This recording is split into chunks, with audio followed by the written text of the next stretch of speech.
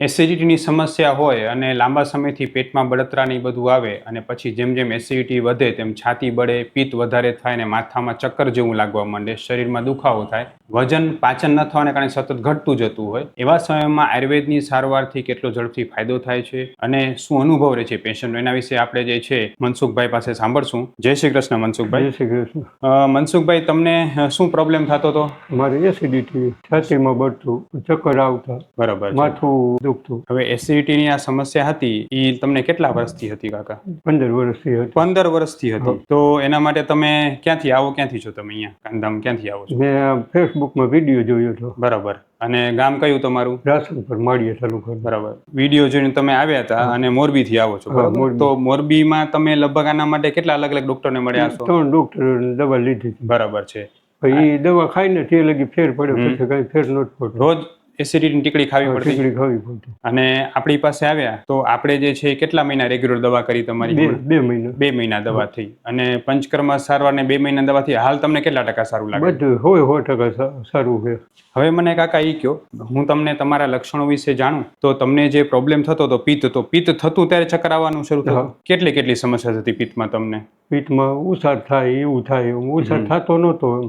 ઉસાર ઉબકાવ્યા રાખે પણ ઉલટી થાય નહીં. પછી બળતરા કેવી થાય? બળતરા છાતીમાં બહુ બળતું, પેટમાં, છાતીમાં. બરોબર. કેવું બળે એમ?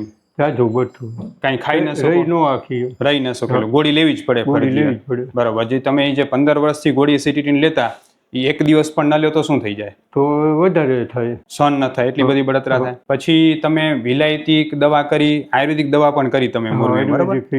તો એ બધી દવા કરતા તો કઈ સારું રહેતું કે ના કઈ સારું ન? કઈ નહીં.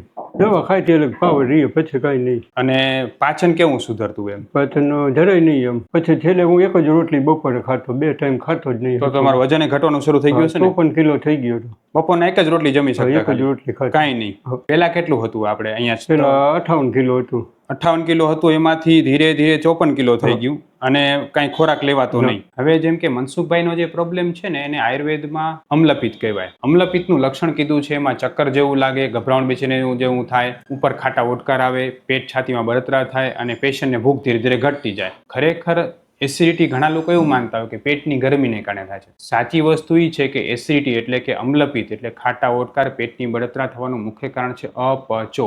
જે પણ પેશન્ટની પાચન શક્તિ નબળી હોય એટલે ખોરાક પચે નહીં એટલે એમાંથી ખાટું પિત્ત બને અને જે ખાટું પિત્ત બન્યું એને કારણે બળતરા ને બધું થાય. અને આયુર્વેદમાં સ્પષ્ટ લખ્યું છે કે જ્યારે પિત્ત ઉપર તરફ આવે એને ઉર્ધ્વક અમ્લપિત્ત કહેવાય ને ત્યારે પેશન્ટ ચક્કર આવવાના શરૂ થાય. ચક્કર માટે કેવા હેરાન થતા તમે? ચક્કર માટે રાઈટમાં મોરબી જતા, અચાનક જ ભાગવું પડે? 12 વાગ્યામાં ગાડી લઈને વહી જાય. એટલું બધું ચક્કર આવવાના શરૂ થઈ જાય. એવું કેટલી વાર ગયા હશો મોરબી?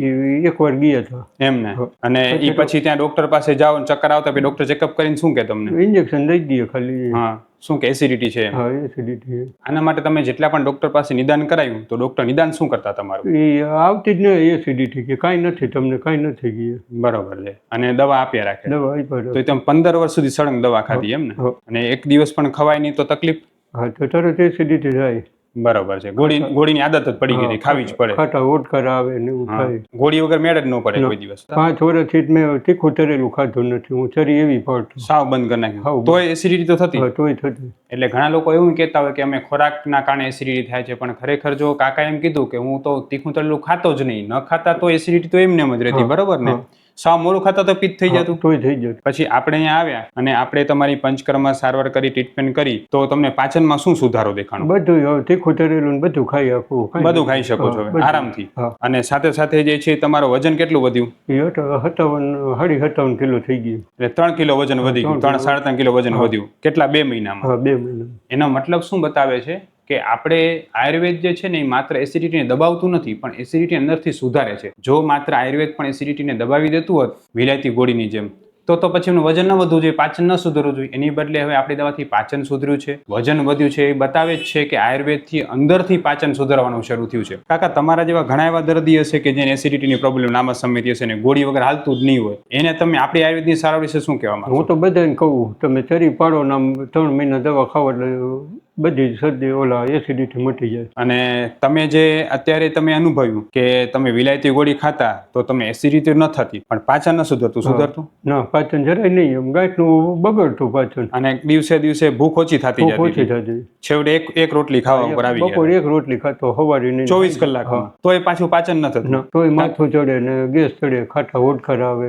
બરાબર. અને જે એસિડિટીની જે ગોળી ખાતા કાકા તમે, ઈ ગોળીથી તમને શરીરમાં બીજા કોઈ આડઅસર દેખાતા? એ બધી આડઅસર જ હતી, એટલે આ વધારી થઈ. એટલે તમારો કહેવાનો મતલબ ઈ થયો કે ઈ ગોળી ખાલી લક્ષણ દબાવી દેતી પણ સારું ન કરતી એમ. અને દુખાવાની ગોળી ખાઈને કેમ બંધ થઈ જાય. અને ગાંઠનું શરીર બગડતું જતું હતું વધારે, વજન ઘટતું જતું હતું, ભૂખ ઓછી થતી જતી હતી. હવે આપણી દવા શરૂ કરી તો એ તમે કેટલા દિવસનો તમારી વિલાયતી ગોળી બંધ થઈ ગઈ?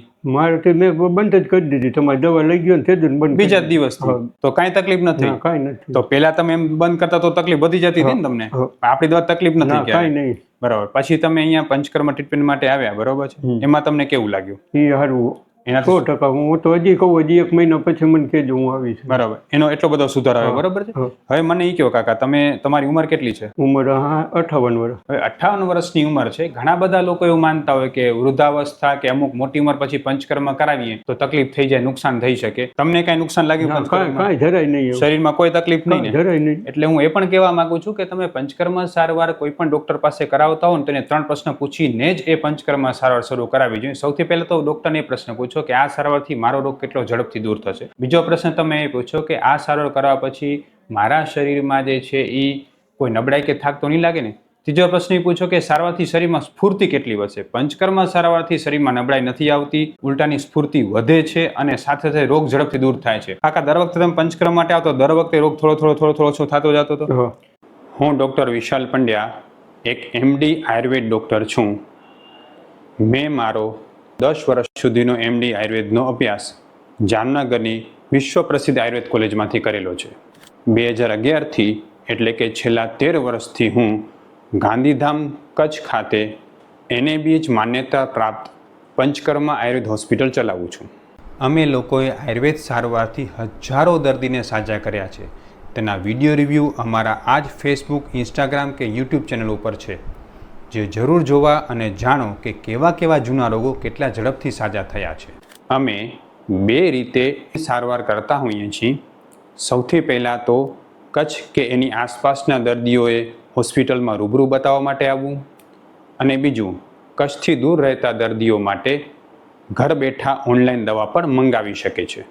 વધુ માહિતી માટે નીચેના નંબર ઉપર હાય લખીને વોટ્સએપ કરો, એટલે તમને ફીસ કેટલી છે, કોર્સ કેટલો કરવો પડશે વગેરે માહિતી વોટ્સએપમાં મોકલી આપશું. ને હવે તમે મને એ કહો, જો તમે લગભગ 15 વર્ષથી એસિડિટીની સમસ્યા પરેશાન હતા, રોજની તમારે એક ગોળી તો એસિડિટીની કરવી જ પડે સવારે ઉઠીને, બરાબર? આપણી દવા શરૂ કરી, બરાબર, અને એમાં તમને 2 મહિનામાં જેટલો ફાયદો જેટલો અસર આવીને પાચન જેટલું સુધર્યું, એવું ક્યાંય સુધર્યું ક્યારે? ના, કઈ નહીં સુધર્યું. બગડતું હતું ગાંઠનું. બરાબર. આમાં સુધરી ગયું. તમે મોરબીથી આયુર્વેદ દવા કરી, એમાં પણ સુધારો ના આવ્યો? એમાંય કઈ નહોતું. એટલે હું એ પણ તમને કહેવા માંગુ છું કે આયુર્વેદ દવા ઘણી જગ્યાએ સારી થતી હોય છે, પણ ખાસ આપણે કોઈ પણ જગ્યાએ આયુર્વેદ સારવાર પણ કરીને તો એ જોઈએ કે દવા આપણે ગરમ ન પડવી જોઈએ. બીજા નંબરે દવા જે છે એમાં નિદાન એકદમ સ્પષ્ટ હોવું જોઈએ. ખાલી આપણે વિડીયો જોઈ લીધો, દવા મંગાવી લીધી એવું નહીં. નિદાન તમારું સાચું ને સ્પષ્ટ થવું જોઈએ. જે તમે ડૉક્ટર પાસે આયુર્વેદ દવા કરો છો, ડૉક્ટર પાસે BMS કે MD ની આયુર્વેદની ડિગ્રી હોવી જોઈએ. સાથે સાથે એ તમારા જેવા રોગ મટાડેલા હોય એવો ડૉક્ટર પાસે અનુભવ હોવો જોઈએ, તો જ આપણી સાચી સારવાર થઈ શકે. કાકા, તમારો જે આ વિડીયો છે ને એ લોકોને આયુર્વેદમાં શ્રદ્ધા ખૂબ વધારશે, તો આપણે આને ફેસબુક, ઇન્સ્ટાગ્રામ, યુટ્યુબમાં મૂકી શકીએ? મૂકો તમ. અને બીજું સારું થતું એ મૂકવાનું જોઈએ એમ. અને બીજી વસ્તુ તમને એ પૂછું છું કે તમને આપણી સારવારથી બહુ સારું લાગે છે? તમે જે આવ્યા, નિદાન તમારું થયું, તમારી પંચકર્મ ટ્રીટમેન્ટ થઈ, એ બધા તમને 100% સંતોષ લાગે છે? 100%. અને આમ કેવું સારું થયું? તમારો સ્ટાફે એવું હોય એમ, અઠવાડિયામાં 2 વાર ફોન કરે, શું છે, કેમ છે પોઝિશન. સ્ટાફે તમને ભગવાન માનવા પડે. ના, અને તમને 100% સારું લાગે છે, બરાબર ને? ખૂબ ધન્યવાદ કાકા. હવે આ જે છે ને, હું ખરેખર બધાને જ કહેવા માંગુ છું. ઘણા લોકો એવું વિચારતા હોય કે મોટી ઉંમર પછી અમુક લોકો સાજા નથી થઈ શકે, હેરાનગતિ વધતી જાય. એક જ ઉપાય છે, આયુર્વેદ. આયુર્વેદ પાસે ઔષધિઓ છે, નિદાન છે. બસ સાચા વૈદ્ય પાસે જઈને દવા કરાવવાની જરૂર છે. એટલે ગુજરાતમાં તમે કોઈ પણ જગ્યાએ તમે માનતો કે આયુર્વેદ દવા મને ગરમ પડે છે, માફક નથી આવતી, અથવા તો આયુર્વેદ સારવારથી મને સારું નથી થતું, તો એ લોકો અમારો સંપર્ક કરી શકે છે. અમે ઓનલાઈન, ઓફલાઈન બંને રીતે દવા કરતા હોઈએ છીએ. કાકા, ખૂબ ધન્યવાદ. જય શ્રી કૃષ્ણ. જય શ્રી કૃષ્ણ.